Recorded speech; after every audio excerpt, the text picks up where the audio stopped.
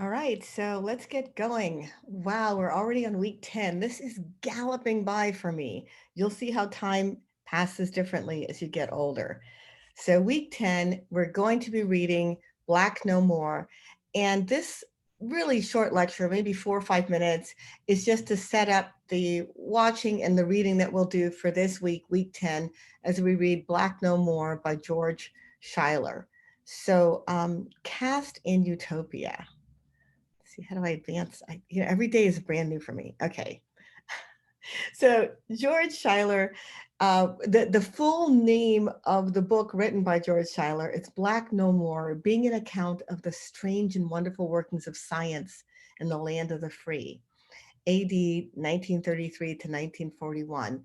So it's a brief slice of American history rewritten to account for this scientific miracle that allows Black skin to be turned white. And so you have to think, look at these dates here 1933, 1940, it's written in 1931. What's going on? Well, one of the things that's going on is the Harlem Renaissance. We're right at the zenith, at the high point of the Harlem Renaissance, when Black Americans were beginning to experience themselves. We'd say feel themselves, right? They're starting to feel themselves in ways they hadn't in the previous century. So this book, written about 15 years, published about 15 years after Charlotte Perkins Gilman published Herland, is about the sorts of things that if we look back at the reading we've done so far, if we think about um, Ursula Le Guin and The Ones Who Walk Away from Omelas, if we think about Bellamy's Looking Backward, and we think about Gilman's Herland, we'll see that although they deal with a lot of aspects of human social condition, they don't deal very specifically with how we rank ourselves within a society so that we know who's on top and who's on the bottom.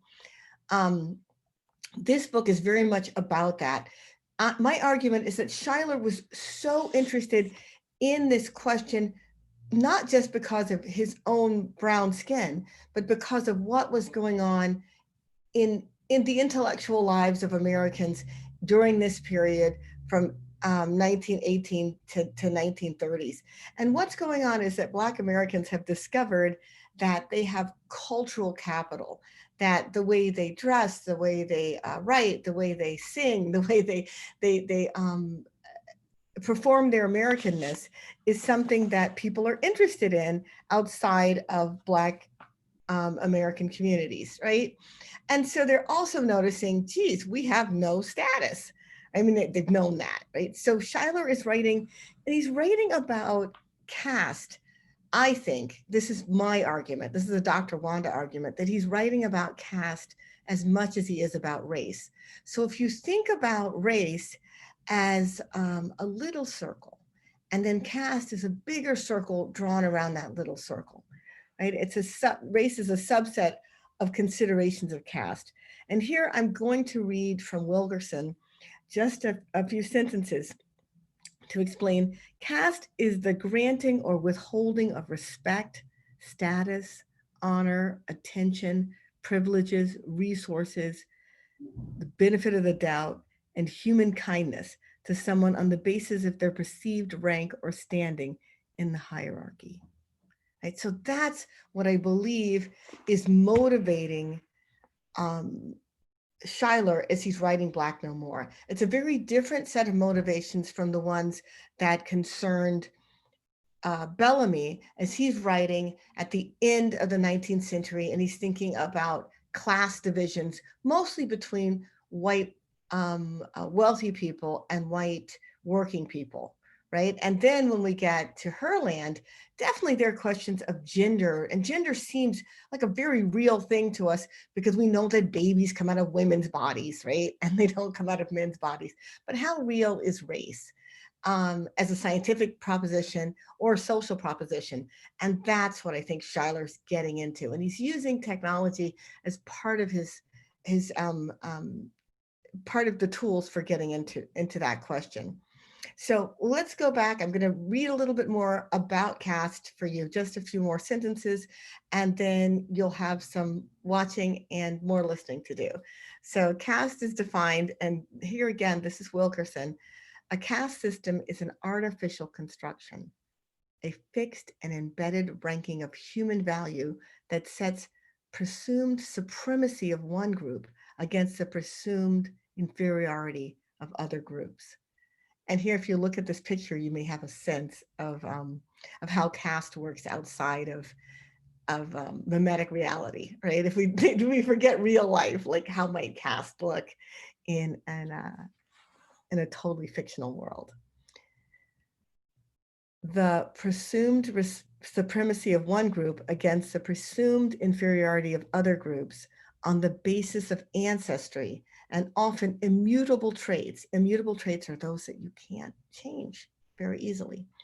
On the basis of immutable traits that would be neutral in the abstract, but are ascribed life and death meaning in a hierarchy favoring the dominant caste whose forebears designed it.